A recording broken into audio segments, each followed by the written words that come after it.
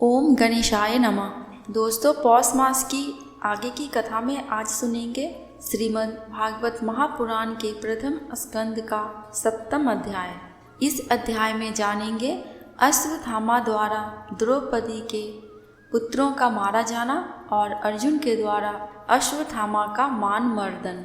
श्री शौनक जी ने पूछा, सूत जी, सर्वज्ञ एवं सर्वशक्तिमान व्यास भगवान ने नारद जी का अभिप्राय सुन लिया, फिर उनके चले जाने पर उन्होंने क्या किया? श्री सूत जी ने कहा, ब्रह्म नदी सरस्वती के पश्चिम तट पर सम्याप्रास नाम का एक आश्रम है। वहाँ ऋषियों के यज्ञ चलते ही रहते हैं। वहीं व्यास जी का अपना आश्रम है। उसके चारों ओर बेर का सुंदर वन है। उस आश्रम में बैठकर उन्होंने आचमन किया और स्वयं अपने मन को समाहित किया। उन्होंने भक्ति योग के द्वारा अपने मन को पूर्णतया एकाग्र और निर्मल करके आदि पुरुष परमात्मा और उनके आश्रय से रहने वाली माया को देखा। इसी माया से मोहित होकर यह जीव तीनों गुणों से अतीत होने पर भी अपने को त्रिगुणात्मक मान लेता है और इस मान्यता के कारण होने वाले अनर्थों को भोगता है। इन अनर्थों की शांति का साक्षात साधन है केवल भगवान का भक्ति योग। परंतु संसार के लोग इस परमहंसों की संहिता श्रीमद् भागवत की रचना की। इसके श्रवण मात्र से पुरुषोत्तम भगवान श्री कृष्ण के प्रति परम प्रेममय भक्ति हो जाती है, जिससे जीव के शोक मोह और भय नष्ट हो जाते हैं। उन्होंने इस भागवत संहिता का निर्माण और पुनरावृत्ति करके इसे अपने निवृत्ति परायण पुत्र श्री शुकदेव जी को पढ़ाया। श्री शौनक जी ने पूछा, श्री शुकदेव जी तो अत्यंत निवृत्ति परायण है, उन्हें किसी भी वस्तु की अपेक्षा नहीं है, वे सदा आत्मा में ही रमन करते हैं। फिर उन्होंने किस लिए इस विशाल ग्रंथ का अध्ययन किया? श्री सूत जी ने कहा, जो लोग अज्ञानी हैं, जिनकी अविद्या की गांठ खुल गई है और जो सदा आत्मा में ही रमन करने वाले हैं, वही भगवान की हेतु रहित भक्ति किया करते हैं, क्योंकि भगवान के गुण ही ऐसे मधुर हैं जो सबको अपनी ओर खींच लेते हैं। फिर श्री सुखदेव जी तो भगवान के भक्तों के अत्यंत प्रिय और स्वयं भगवान वेद व्यास के पुत्र हैं। भगवान के गुणों ने उनके हृदय को अपनी ओर खींच लिया और उन्होंने उससे विवश होकर ही इस विशाल ग्रंथ का अध्ययन किया। शौनक जी, अब मैं राजश्री परीक्षित के जन्म, कर्म और मोक्ष की तथा पांडवों के स्वर्गारोहण की कथा कहता हूँ, क्योंकि इन्हीं से भगवान श्री कृष्ण की अनेकों कथाओं का उदय होता है। जिस समय महाभारत युद्ध में कौरव और पांडव दोनों पक्षों के बहुत जोर से वीर गति को प्राप्त हो चुके थे और भीमसेन की गदा के प्रहार से दुर्योधन की जांघ टूट चुकी थी, तब अश्वत्थामा ने अपने स्वामी दुर्योधन का प्रिय कार्य समझकर द्रौपदी के सोते हुए पुत्रों के सिर काटकर उसे भेंट किए। यह घटना दुर्योधन को भी अप्रिय ही लगी, क्योंकि ऐसे नीच कर्म की सभी निंदा करते हैं। उन बालकों की माता द्रौपदी अपने पुत्रों का निधन सुनकर अत्यंत दुखी हो गई। उसकी आंखों में आंसू छलछला आए, वह रोने लगी। अर्जुन ने उसे सांत्वना देते हुए कहा, कल्याणी, मैं तुम्हारे आंसू तब पोंछूंगा जब उस आतताई ब्राह्मणाधम का सिर गांडीव धनुष के वाणों से काटकर तुम्हें भेंट करूंगा और पुत्रों की अंत्येष्टि क्रिया के बाद तुम उस पर पैर रखकर स्नान करोगी। अर्जुन ने इस मीठी और विचित्र बातों से द्रौपदी को सांत्वना दी और अपने मित्र भगवान श्री कृष्ण की सलाह से उन्हें सारथी बनाकर कवच धारण कर और अपने भयानक गांडीव धनुष को लेकर वे रथ पर सवार हुए तथा गुरुपुत्र अश्वत्थामा के पीछे दौड़ पड़े।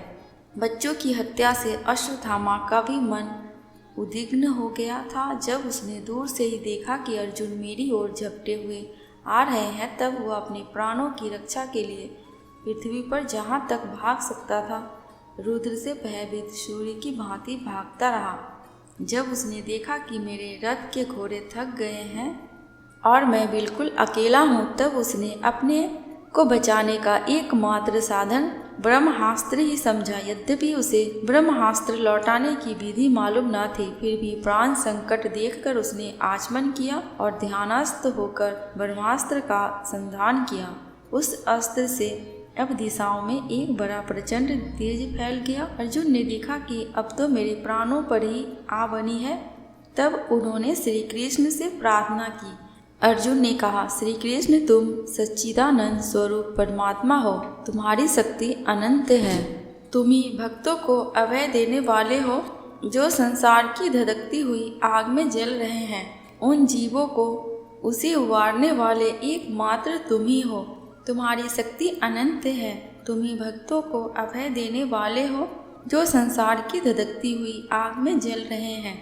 उन जीवों को उससे उबारने वाले एकमात्र तुम ही हो। तुम प्रकृति से परे रहने वाले आदि पुरुष साक्षात परमेश्वर हो। अपनी चित्त शक्ति से वही रंग एवं त्रिगुणमयी मात्र माया को दूर भगाकर अपने अद्वितीय स्वरूप में स्थित हो। वहीं तुम अपने प्रभाव से माया मोहित जीवों के लिए धर्मादि रूप कल्याण का विधान करते हो। तुम्हारा यह अवतार पृथ्वी का भार हरण करने के लिए और तुम्हारे अनन्य प्रेमी भक्तों के निरंतर स्मरण ध्यान करने के लिए है।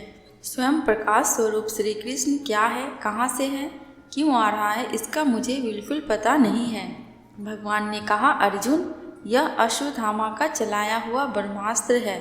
यह बात समझ लो कि प्राण संकट उपस्थित होने से उसने इसका प्रयोग तो कर लिया, परंतु वह इस अस्त्र को लौटाना नहीं जानता। किसी भी दूसरे अस्त्र में इसको दबा देने की शक्ति नहीं है। तुम शस्त्रास्त्र विद्या को भली भांति जानते हो। ब्रह्मास्त्र के तेज से ही इस ब्रह्मास्त्र की प्रचंड आग को बुझा दो। सूत जी कहते हैं, अर्जुन विपक्षी वीरों को मारने में बड़े प्रवीण थे। भगवान की बात सुनकर उन्होंने आचमन किया और भगवान की परिक्रमा करके ब्रह्मास्त्र के निवारण के लिए ब्रह्मास्त्र का ही संधान किया। वानों से वेष्टित उन दोनों ब्रह्मास्त्रों के तेज प्रलयकालीन सूर्य एवं अग्नि के समान आपस में टकराकर सारे आकाश और दिशाओं में फैल गए और बढ़ने लगे।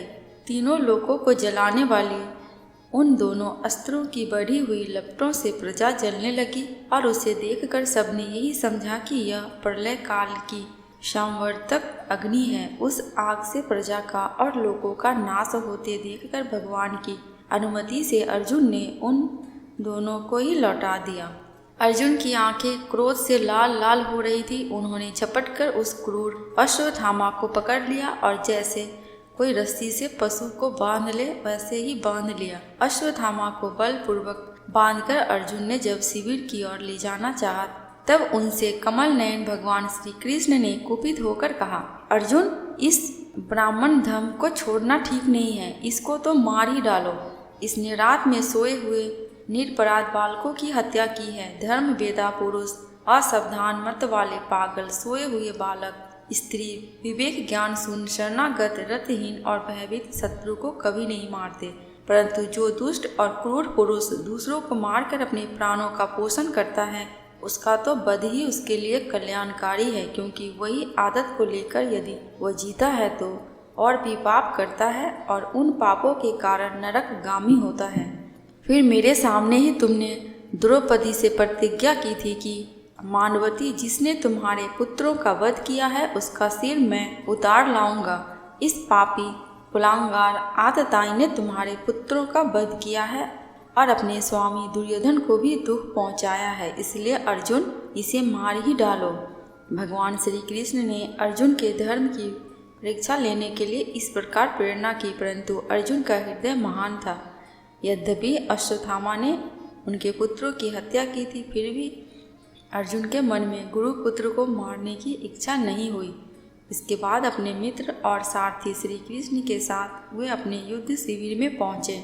वहाँ अपने मृत पुत्रों के शोक करती द्रौपदी को सौंप दिया। द्रौपदी ने देखा कि अश्वत्थामा पशु की तरह बांधकर लाया गया है। निंदित कर्म करने के कारण उसका मुख नीचे की ओर झुका हुआ है। अपना अनिष्ट करने वाले गुरुपुत्र अश्वत्थामा को इस प्रकार अपमानित देखकर द्रौपदी का कोमल हृदय कृपा से भर आया और उसने अश्वत्थामा को नमस्कार किया। गुरुपुत्र का इस प्रकार बांधकर लाया जाना सती द्रौपदी को सहन नहीं हुआ। उसने कहा, छोड़ दो इन्हें, छोड़ दो, ये ब्राह्मण हैं, हम लोगों के अत्यंत पूजनीय हैं, जिनकी कृपा से आपने रहस्य के साथ सारे धनुर्वेद और प्रयोग तथा उपसंहार के साथ संपूर्ण शस्त्रास्त्रों का ज्ञान प्राप्त किया है। वे आपके आचार्य द्रोण ही पुत्र के रूप में आपके सामने खड़े हैं। उनकी अर्धांगिनी कृपि अपने वीर पुत्र की ममता से ही अपने पति का अनुगमन नहीं कर सकी। वे अभी जीवित हैं। महाभाग्यवान आर्यपुत्र, आप तो बड़े धर्मज्ञ हैं। जिस गुरुवंश की नित्य पूजा और वंदना करनी चाहिए, उसी को व्यथा पहुंचाना आपके योग्य कार्य नहीं है। जैसे अपने बच्चों के मर जाने से मैं दुखी होकर रो रही हूँ और मेरी आंखों से बार बार आंसू निकल रहे हैं, वैसे ही इनकी माता पतिव्रता गौतमी ना रोए। जो राजा अपने कुकृत्यों से ब्राह्मण कुल को कुपित कर देते हैं, वह कुपित ब्राह्मण कुल उन राजाओं को सपरिवार शकाग्नि में डालकर शीघ्र ही भस्म कर देता है। सूत जी ने कहा, शौनकादि ऋषियों, द्रौपदी की बात धर्म और न्याय के अनुकूल थी, उसमें कपट नहीं था, करुणा और ममता थी। अतएव राजा युधिष्ठिर ने रानी के इन हित भरे श्रेष्ठ वचनों का अभिनंदन किया। साथ ही नकुल, सहदेव, सात्यकी, अर्जुन, स्वयं भगवान श्री कृष्ण और वहाँ पर उपस्थित सभी नर नारियों ने द्रौपदी की बात का समर्थन किया। उस समय क्रोधित होकर भीमसेन ने कहा, जिसने सोते हुए बच्चों को ना अपने लिए न अपने स्वामी के लिए बल्कि व्यर्थ ही मार डाला, उसका तो वध ही उत्तम है। भगवान श्री कृष्ण ने द्रौपदी और भीमसेन की बात सुनकर और अर्जुन की ओर देखकर कुछ हंसते हुए से कहा। भगवान श्री कृष्ण बोले, पतित ब्राह्मण का भी वध नहीं करना चाहिए और आताताई को मार ही डालना चाहिए। शास्त्रों में मैंने ही ये दोनों बातें कही है, इसलिए मेरी दोनों आज्ञाओं का पालन करो। तुमने द्रौपदी को सांत्वना देते समय जो प्रतिज्ञा की थी, उसे भी सत्य करो। साथ ही भीमसेन, द्रौपदी और मुझे जो प्रिय हो वह भी करो। सूत जी कहते हैं, अर्जुन भगवान के हृदय की बात तुरंत ताड़ गए और उन्होंने अपनी तलवार से अश्वत्थामा की सिर की मणि उसके बालों के साथ उतार ली। बालकों की हत्या करने से वह श्रीहीन तो पहले ही हो गया था, अब मणि और ब्रह्म तेज से भी रहित हो गया। इसके बाद उन्होंने रस्सी का बंधन खोलकर उसे शिविर से निकाल दिया। मोड़ देना, धन छीन लेना और स्थान से बाहर निकाल देना ब्राह्मण धर्मों का वध है। उनके लिए इससे भिन्न शारीरिक वध का विधान नहीं है। पुत्रों की मृत्यु से द्रौपदी और पांडव सभी शोकातुर हो रहे थे। अब उन्होंने अपने मरे हुए भाई बंधुओं की दाहादी अंत्येष्टि क्रिया की। अब सुनेंगे श्रीमद् भागवत महापुराण के प्रथम स्कंद का 8वां अध्याय। इस अध्याय में जानेंगे गर्भ में परीक्षित की रक्षा, कुंती के द्वारा भगवान की स्तुति और युधिष्ठिर का शोक। सूत जी कहते हैं, इसके बाद पांडव श्री कृष्ण के साथ जलांजलि के इच्छुक मरे हुए स्वजनों का तर्पण करने के लिए स्त्रियों को आगे करके गंगा तट पर गए। उन सब ने मृत बंधुओं का जलदान दिया और उनके गुणों का स्मरण करके बहुत विलाप किया। तदनंतर भगवान के चरण कमलों की धूलि से पवित्र गंगा जल में पुनः स्नान किया। वहां अपने भाइयों के साथ कुरुपति महाराज युधिष्ठिर, धृतराष्ट्र पुत्र, शोक से व्याकुल गांधारी, कुंती और द्रौपदी सब बैठकर मरे हुए स्वजनों के लिए शोक करने लगे।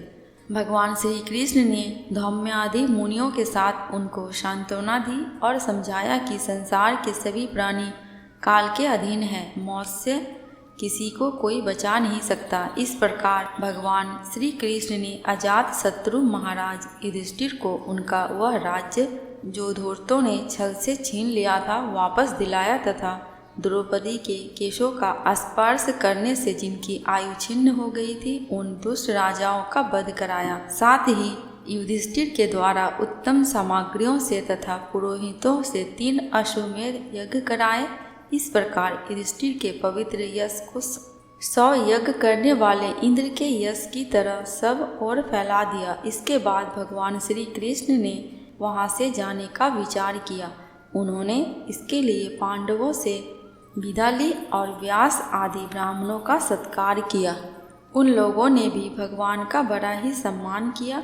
तदनंतर सात्यकी और उद्धव के साथ द्वारका जाने के लिए वे रथ पर सवार हुए। उसी समय उन्होंने देखा कि उत्तरा भय से विह्वल होकर सामने से दौड़ी चली आ रही है। उत्तरा ने कहा, देवाधिदेव जगदीश्वर, आप महायोगी हैं, आप मेरी रक्षा कीजिए। आपके अतिरिक्त इस लोक में मुझे अभय देने वाला और कोई नहीं है, क्योंकि यहाँ सभी परस्पर एक दूसरे की मृत्यु के निमित्त बन रहे हैं। प्रभु, आप सर्वशक्तिमान हैं। यह दहकते हुए लोहे का वाण मेरी ओर दौड़ा आ रहा है। स्वामिन, यह मुझे भले ही जला डाले, परंतु मेरे गर्भ को नष्ट ना करे, ऐसी कृपा कीजिए। सूत जी कहते हैं, भक्त वत्सल भगवान श्री कृष्ण उसकी बात सुनते ही जान गए कि अश्वत्थामा ने पांडवों के वंश को निर्वीज करने के लिए ब्रह्मास्त्र का प्रयोग किया है। शौनक जी, उसी समय पांडवों ने भी देखा कि जलते हुए 5 बाण हमारी ओर आ रहे हैं, इसलिए उन्होंने भी अपने अपने अस्त्र उठा लिए। सर्वशक्तिमान भगवान श्री कृष्ण ने अपने अनन्य प्रेमियों पर, शरणागत भक्तों पर बहुत बड़ी विपत्ति आई जानकर अपने निज अस्त्र सुदर्शन चक्र से उन निज जनों की रक्षा की। योगेश्वर श्री कृष्ण समस्त प्राणियों के हृदय में विराजमान आत्मा है। उन्होंने उत्तरा के गर्भ को पांडवों की वंश परंपरा चलाने के लिए अपनी माया के कवच से ढक दिया।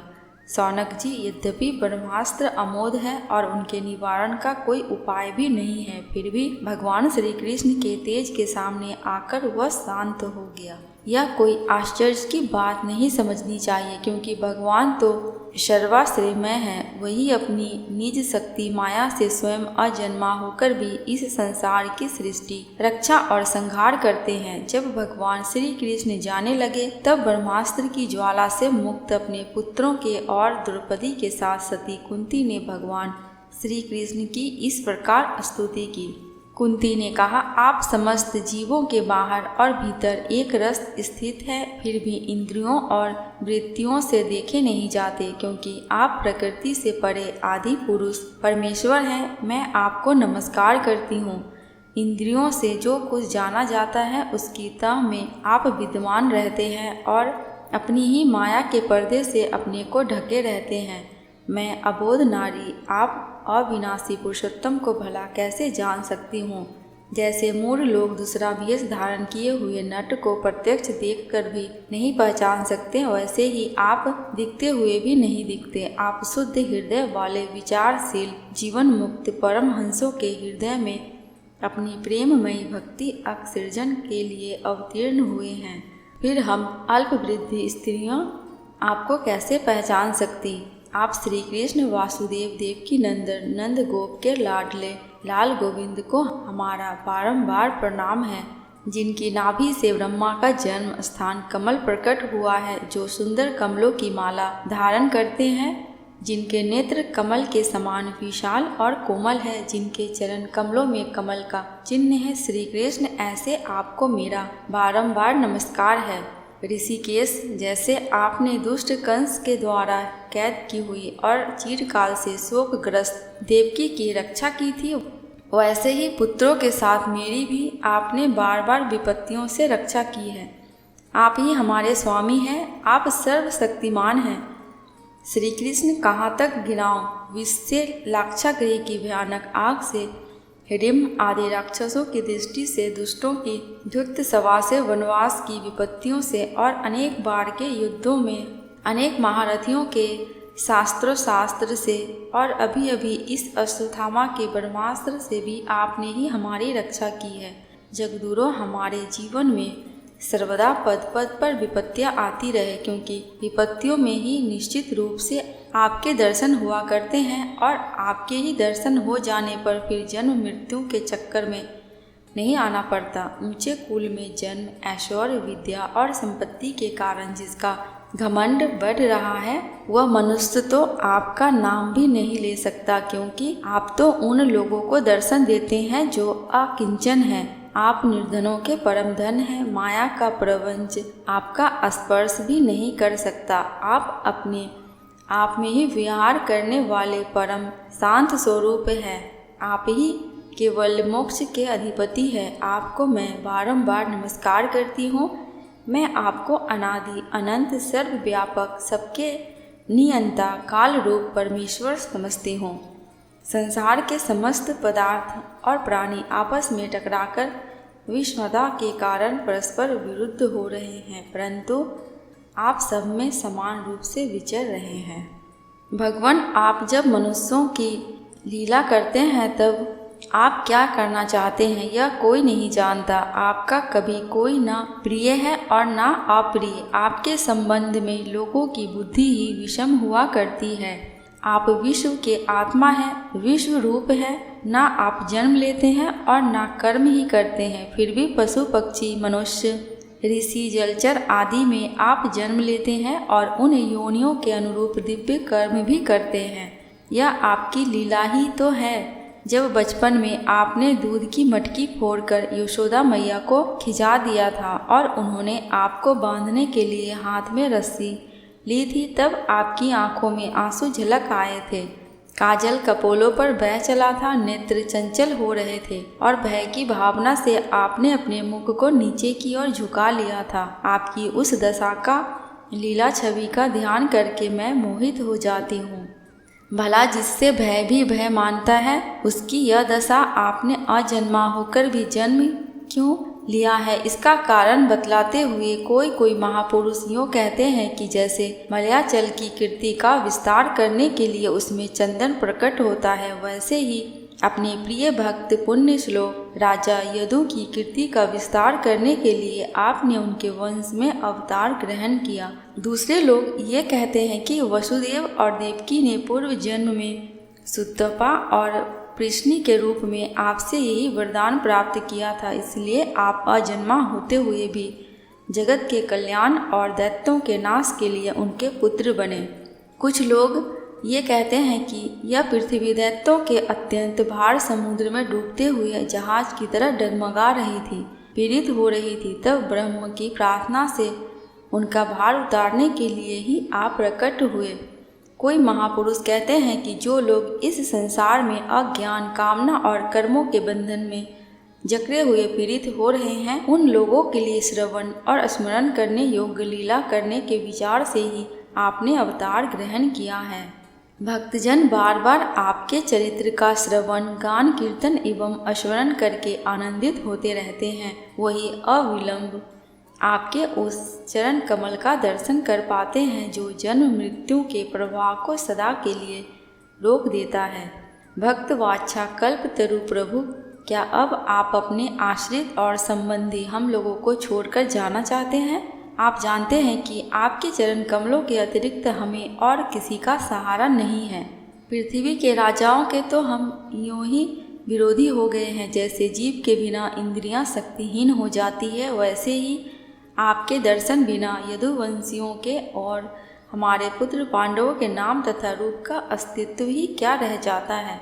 गदाधर, आपके विलक्षण चरण चिन्ह से चिन्हित यह कुरुजांगल देश की भूमि आज जैसी शोभायमान हो रही है, वैसी आपके चले जाने के बाद ना रहेगी। आपकी दृष्टि के प्रभाव से ही यह देश पकी हुई फसल तथा लतों वृक्षों से समृद्ध हो रहा है। यह वन, पर्वत, नदी और समुद्र भी आपकी दृष्टि से ही वृद्धि को प्राप्त हो रहे हैं। आप विश्व के स्वामी हैं, विश्व के आत्मा हैं और विश्व रूप हैं। यदु वंशियों और पांडवों में मेरी बड़ी ममता हो गई है। आप कृपा करके 100 जनों के साथ जुड़े हुए इस स्नेह की दृढ़ फांसी को काट दीजिए। श्री कृष्ण जैसे गंगा की अखंड धारा समुद्र में गिरती रहती है, वैसे ही मेरी बुद्धि किसी दूसरी ओर न जाकर आपसे ही निरंतर प्रेम करती रहे। श्री कृष्ण अर्जुन के प्यारे सखा यदुवंश शिरोमणि, आप पृथ्वी के भार रूप राजवेश धारी दैत्यों को जलाने के लिए अग्नि स्वरूप है। आपकी शक्ति अनंत है। गोविंद, आपका यह अवतार गौ, ब्राह्मण और देवताओं का दुख मिटाने के लिए ही है। योगेश्वर चराचर के गुरु भगवान, मैं आपको नमस्कार करती हूँ। सूत जी कहते हैं, इस प्रकार कुंती ने बड़े मधुर शब्दों में भगवान की अधिकांश लीलाओं का वर्णन किया। यह सब सुनकर भगवान श्री कृष्ण अपनी माया से उसे मोहित करते हुए मंद मंद मुस्कुराने लगे। उन्होंने कुंती से कह दिया, अच्छा ठीक है, और रथ के स्थान से हुए हस्तिनापुर लौट आए। वहाँ कुंती और सुभद्रा आदि देवियों ने विदा देवियों से विदा लेकर जब वे जाने लगे तब राजा युधिष्ठिर ने बड़े प्रेम से उन्हें रोक लिया। राजा युधिष्ठिर को अपने भाई बंधुओं के मरे जाने का बड़ा शोक हो रहा था। भगवान की लीला का मर्म जानने वाले व्यास आदि महर्षियों ने और स्वयं अद्भुत चरित्र करने वाले भगवान श्री कृष्ण ने भी अनेकों इतिहास कहकर उन्हें समझाने की बहुत चेष्टा की, परंतु उन्हें सांत्वना ना मिली, उनका शोक ना मिटा। शौनकादि ऋषियों धर्मपुत्र राजा युधिष्ठिर को अपने स्वजनों के बस से बड़ी चिंता हुई। वे अविवेक युक्त चित्त से स्नेह और मोह के वश में होकर कहने लगे, भला मुझ दुरात्मा के हृदय में बदमूल हुए इस अज्ञान को तो देखो। मैंने सियार कुत्तों के आहार इस अनात्मा शरीर के लिए अनेक अक्षोहिणी सेना का नाश कर डाला। मैंने बालक ब्राह्मण संबंधी मित्र चाचा ताऊ भाई बंधु और गुरुजनों से द्रोह किया। करोड़ों वर्षों से भी नरक से मेरा छुटकारा नहीं हो सकता। यद्यपि शास्त्र का वचन है कि राजा यदि प्रजा का पालन करने के लिए धर्म युद्ध में शत्रुओं को मारे गए तो उसे पाप नहीं लगता, फिर भी इससे मुझे संतोष नहीं होता। स्त्रियों के पति और भाई बंधुओं को मारने से उसका मेरे द्वारा यहाँ तो अपराध हुआ है, उसका मैं गृह स्थोचित यज्ञ यज्ञाधिकों के द्वारा मार्जन करने में समर्थ नहीं हूँ। जैसे कीचड़ में गंदला जल स्वच्छ नहीं किया जा सकता, मदिरा से मदिरा की पवित्रता नहीं मिटाई जा सकती, वैसे ही बहुत से हिंसा बहुल यज्ञों के द्वारा एक ही प्राणी की हत्या का प्रायश्चित नहीं किया जा सकता। श्रीमद् भागवत महापुराण के प्रथम स्कंद का 8वां अध्याय समाप्त। आगे की कथा दूसरे वीडियो में सुनेंगे। दोस्तों, कमेंट बॉक्स में भगवान श्री कृष्ण एवं भगवान विष्णु की जयकारा लगाना बिल्कुल भी मत भूलना। आपको मेरे चैनल पे व्रत त्योहारों की जानकारियाँ एवं उनसे जुड़ी कथा कहानियाँ मिलती रहेंगी। अगर आपको ये वीडियो थोड़ी सी भी अच्छी लगी हो तो प्लीज़ मेरे चैनल को सब्सक्राइब करके मेरी वीडियो को लाइक एंड शेयर कर देना। अंत तक वीडियो में बने रहने के लिए आपका दिल से बहुत बहुत शुक्रिया।